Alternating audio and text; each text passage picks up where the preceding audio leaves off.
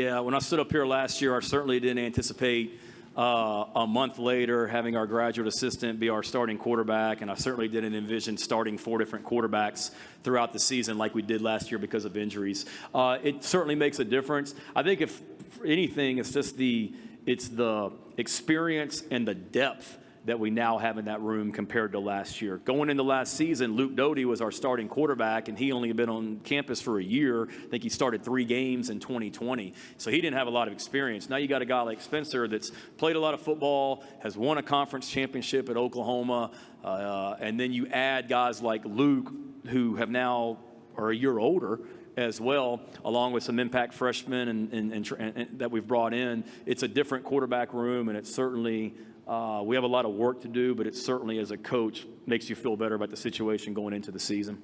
I don't know if there's pressure. I would say this, Brad, like people forget Spencer Rattler is the starting quarterback at Oklahoma. He had some pretty high amount of pressure replacing a guy by the name of Baker Mayfield, Kyler Murray, and Jalen Hurts. And then what does he do in his first 2 conference games at Oklahoma as the starting quarterback? We, not him, we lose to Kansas State at home. Then we lose to Iowa State on the road.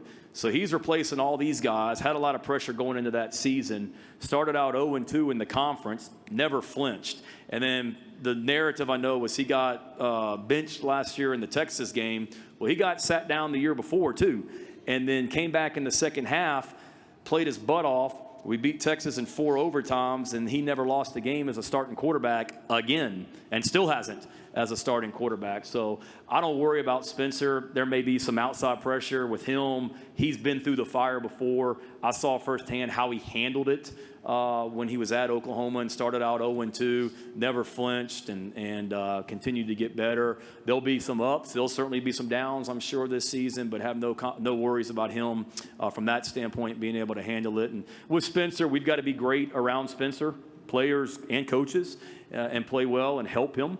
And then with Spencer, nobody's asking him to go out there and be Superman. Just go be you, and confident that he will. For more information, you can visit TulsaWorld.com.